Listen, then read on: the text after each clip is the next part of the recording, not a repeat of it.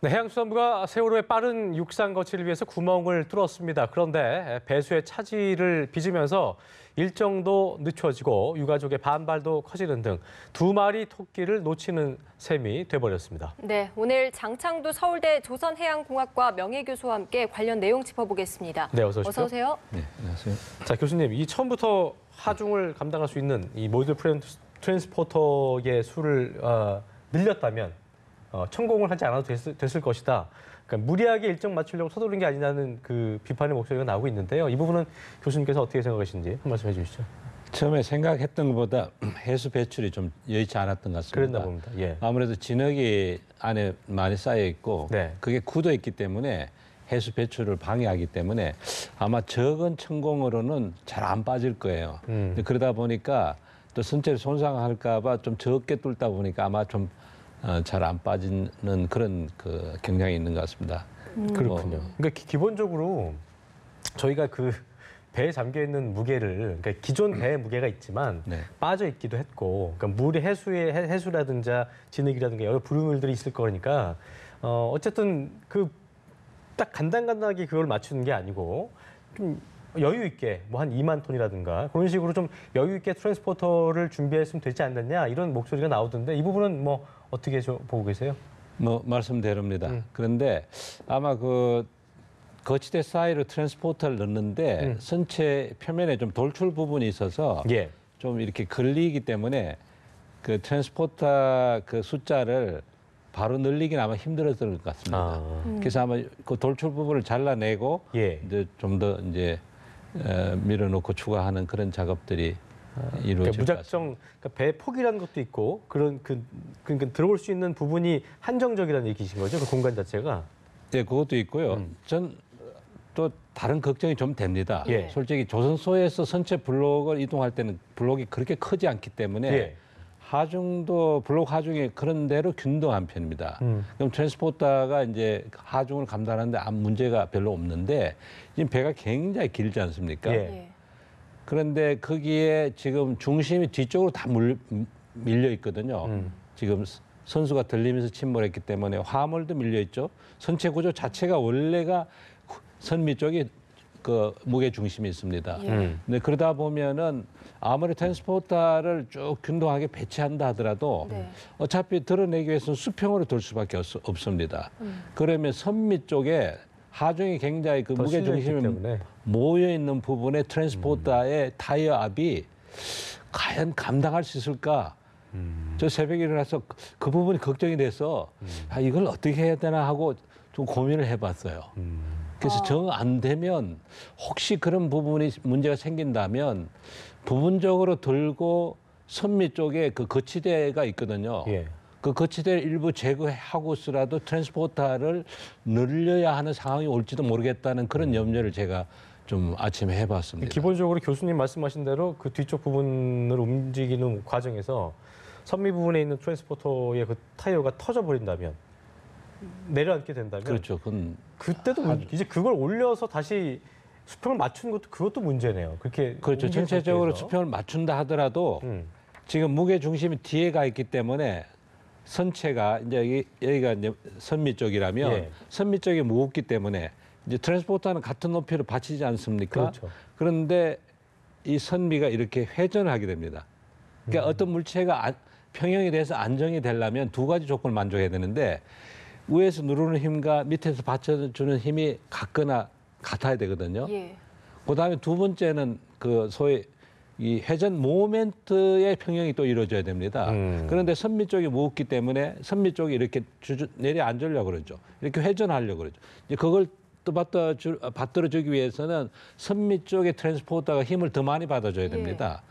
근데 트랜스포터가 굉장히 많다면 사실 그 능력 안에서 받칠 수 있는데 그러게요. 너무 간당간당한다면 그 선미 쪽의 트랜스포터의 그 힘이 타이어 압 이상으로 작용할 우려도 있는 것 같아서 제가 좀 아침에 걱정을 해봤습니다. 그러겠네요. 그러면 예. 그 우려를 좀 제거하기 위해서는 어떤 좀 대책이 필요하다고 그런 보십니까? 일이 안 일어나길 바라고는 있습니다만 예. 혹시라도 그런 일이 일어난다면 제가 생각을 해보니까 선체를 다 드는 건 지금 어차피 어렵고요. 그렇죠. 네. 그래서 일부 선체가 거치대 위에 앞쪽에 선수 쪽이 거치대 위에 있는 상태에서 드는 거는 그렇게 많은 힘이 안 듭니다. 그 상황에서 선미 쪽을 약간 들고 그다음에 거치대를 제거하고 그 자리에 트랜스포터를 추가하는 방법이 추가해서. 하나 가능한 방법으로 생각은 됩니다. 네, 물론 여러 그런 가지- 상황이 안 일어나길 바랍니다만은 기본적으로 근데 그 뭐 지금 말씀하신 그 선미 쪽이 닿는 부분을 좀 더 어떻게 뭐 더 화중을 맞습니다. 견딜 수 있게 예, 더 많은 보강한다든가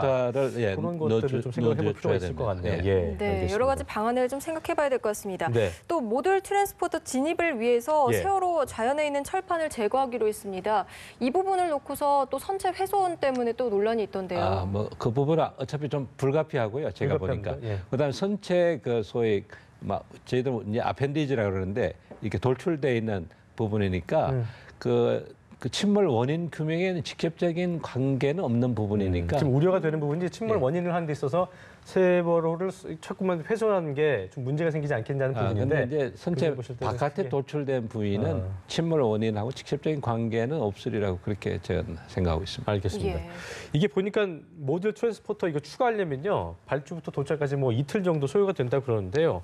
이게 보니까 또 바다에 소조기, 중조기, 대조기라는 게 있는데 그 최대한 잔잔할 때 지금 그러니까 세월호를 잔잔할 때 끌어올렸던 것처럼 이 부분도 그 부두와 그 수평을 맞추려면 이 소조기 때에 맞춰야 되는데 거치 작업을 이게 솔직히 다음 소조기가 오는 게 또 시간이 한참 걸리잖아요. 20일 경이라고 그러니까요. 있는데 그러니까 이게 결과적으로 그렇다면은 이 육상 운송한 작업이 지연될 수도 있다. 최악에는 그렇게 볼 수 있을까요?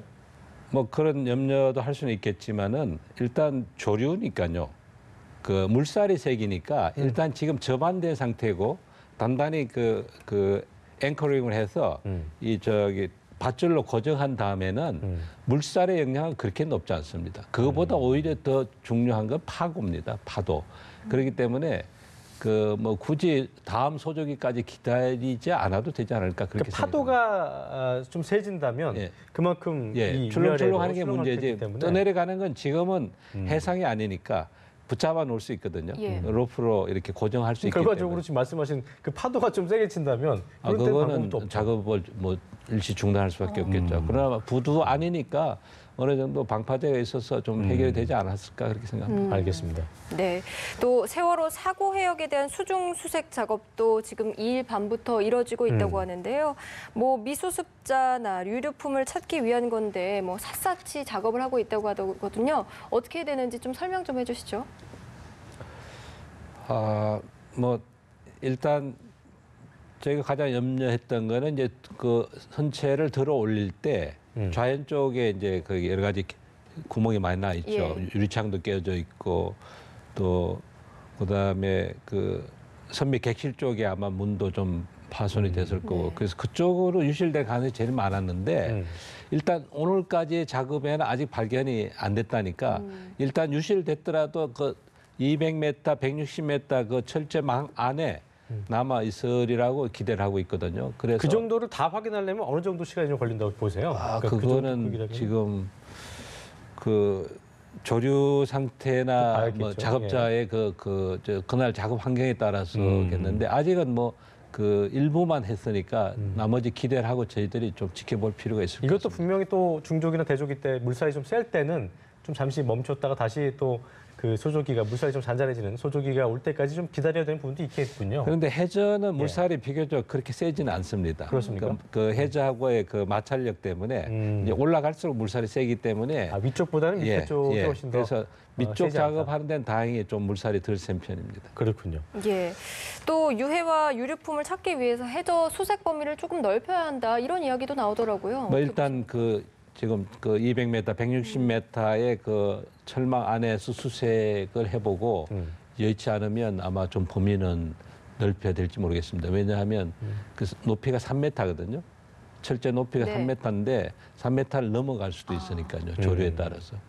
그 물살에 따라서 네. 그 펜스를 넘어서 갈 네. 수도 있기 때문에 네, 넓힐 네. 수도 있다 하지만 만약 넘어서 가버렸다면 그 인근에 있다는 보장은 또 없는 거잖아요. 그렇죠? 물론 그런 면도 물살에 있습니다. 따라서. 알겠습니다. 자, 어제 세월호 주변에서 수거된 그 유류품 중에 휴대전화가 처음으로 발견이 됐는데요. 아직도 뭐 선내에는 탑승자의 어떤 뭐 휴대전화가 상당수 남아있을 가능성이 높다는 예상이 나오고 있습니다. 복원이 좀 가능하다면 그때 상황을 좀 발견하는데 사고 원인 같은 거를 발견하는데 예, 많이 확인하는데 도움이 좀, 되죠. 상당히 도움이 될 것 같은데 예. 어떻게 좀 예상하실까요?